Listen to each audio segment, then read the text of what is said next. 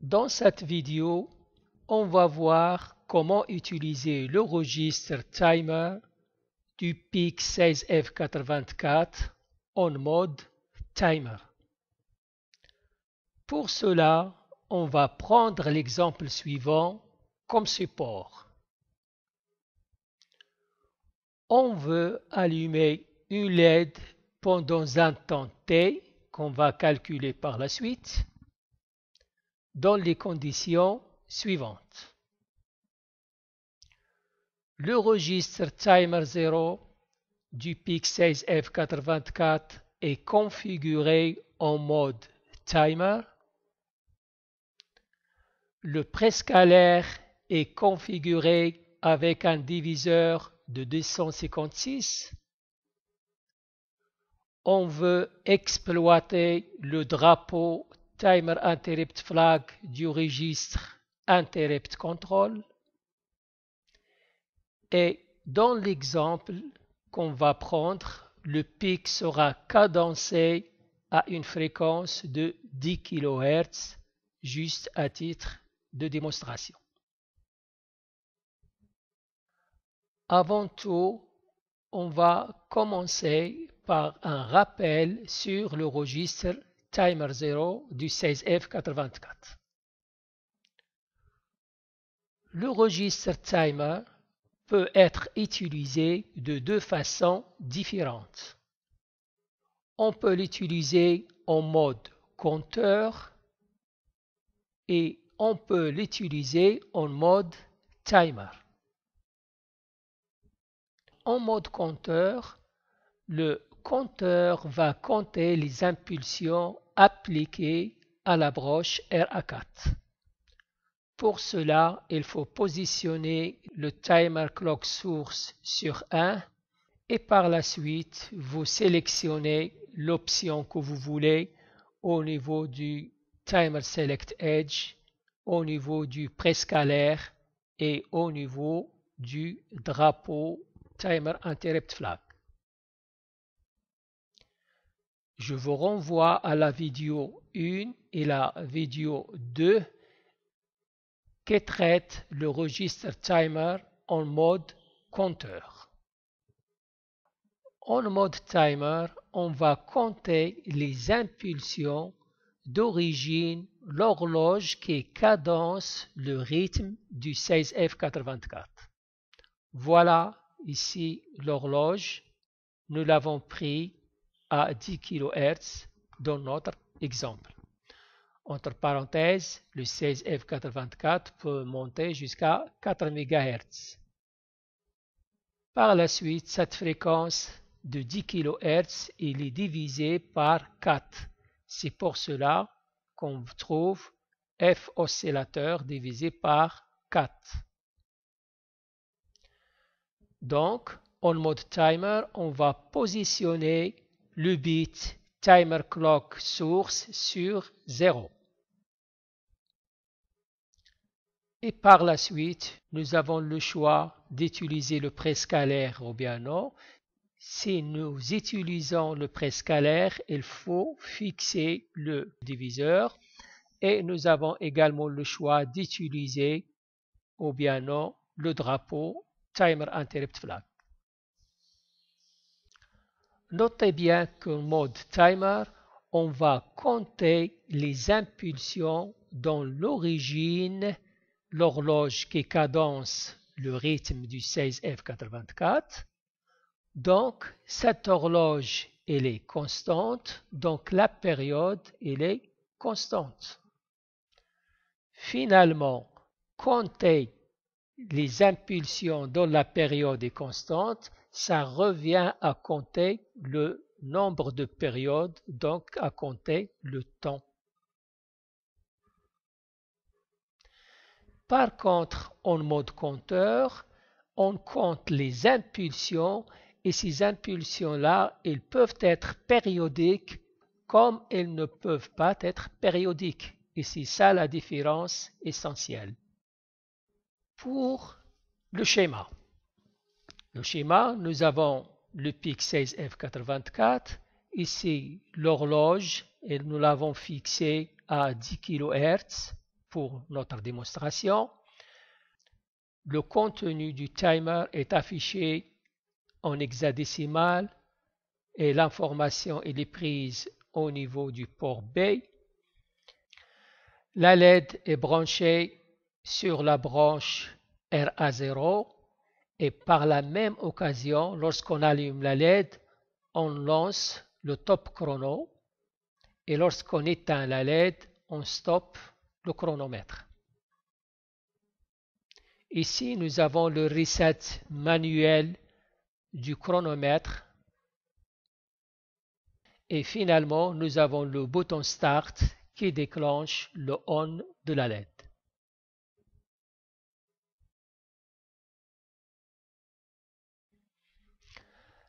Maintenant, on va essayer de trouver le mot qu'on va mettre dans le registre option. Donc, en mode timer, il faut placer le timer clock source sur 0. Voilà, timer clock source sur 0. On veut utiliser le préscalaire, donc on va positionner le PSA sur 0. Le PSA sur 0. Le préscalaire est configuré avec un diviseur de 256, donc PS0 est égal à 1, PS1 est égal à 1, PS2 est égal à 1. Ainsi, on vient de trouver le mot qu'on va mettre dans le registre option. Le bit timer interrupt flag du registre interrupt control, on doit l'effacer avant chaque mesure.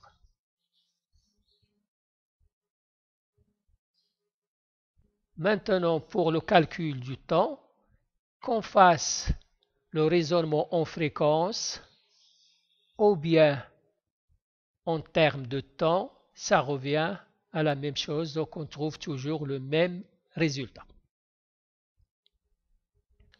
Dans notre exemple, nous avons fixé l'horloge du 16F84 à 10 kHz.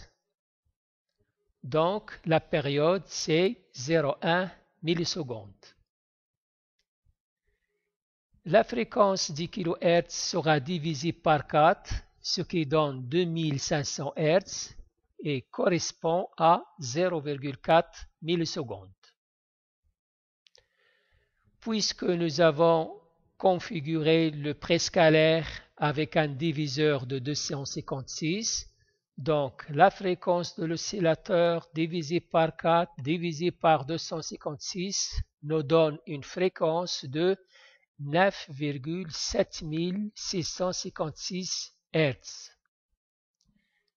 et qui correspond à 0,1024 millisecondes.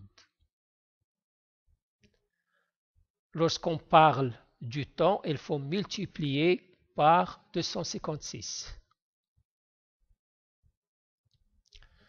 Maintenant, on va faire intervenir le bit timer interrupt flag qui divise par 256. Donc, ça va nous donner une fréquence de 0,038 Hz. Côté temps, on va multiplier par 256 qui correspond au timer interrupt flag, ce qui nous donne 26,2144 millisecondes. Donc, en fait, c'est ça le temps T-on de la LED. Donc, notre LED, il sera allumé pendant 26,21 secondes.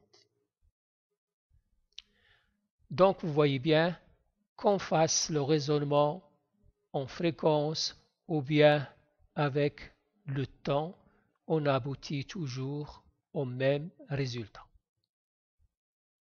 Ici, nous avons le chronogramme correspondant au timer interrupt flag qui correspond à T-on, c'est-à-dire lorsque la LED elle est allumée. Notre LED sera allumée pendant 26,21 secondes.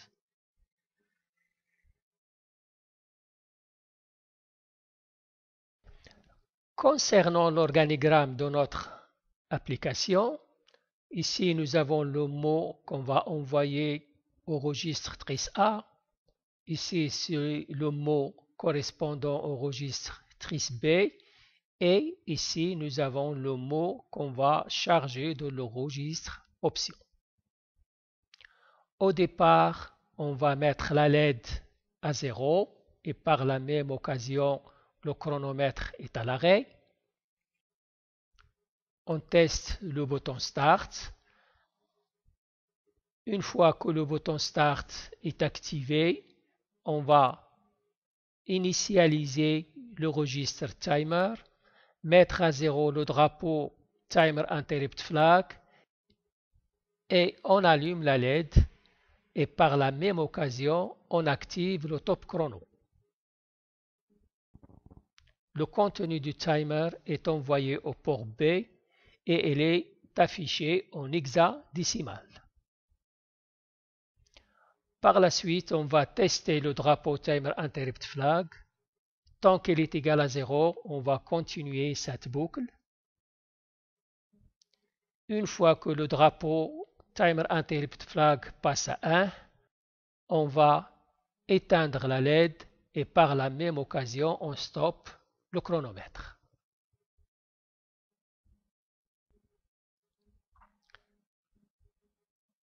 Voilà le fichier assembleur qui va nous permettre cette démonstration. Remarquez bien ici que le préscalaire est configuré avec un diviseur de 256. Donc on va lancer la simulation. Avant de lancer la simulation, on va initialiser manuellement le chronomètre. On actionne le bouton Start.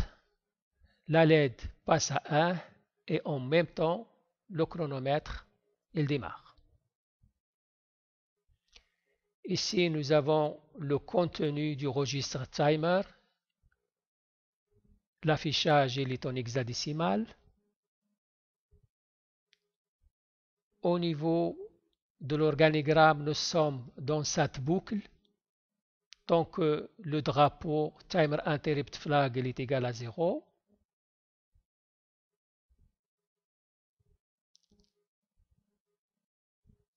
Une fois que Timer Interrupt Flag passe à 1, donc on va éteindre la LED et par la même occasion, on stoppe le chronomètre.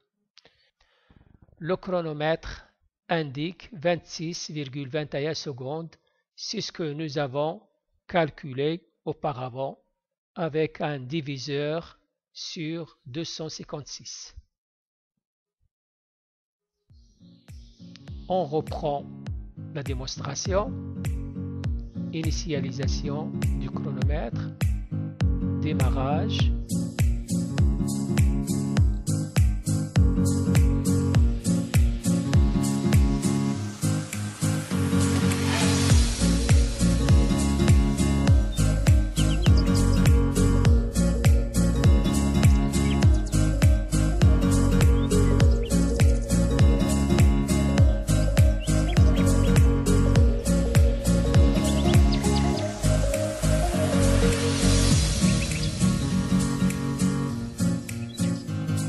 Voilà, donc nous avons 26,21 secondes.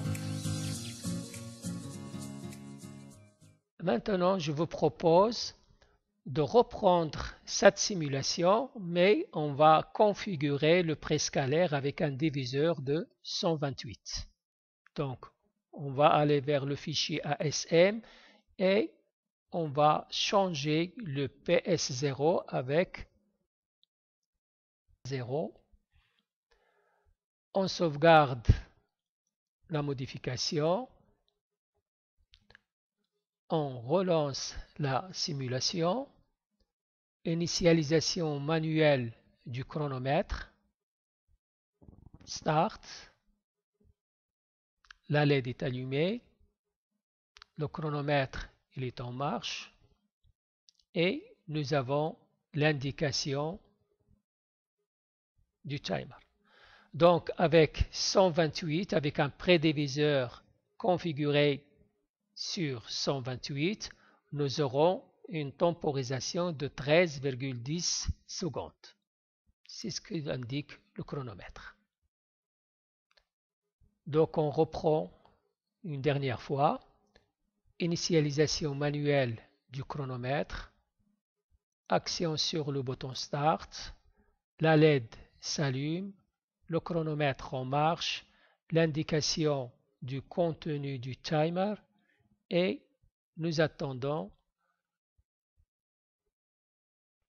la fin de la temporisation. Donc, le chronomètre affiche 13,10 secondes. C'est ce que nous avons calculé auparavant.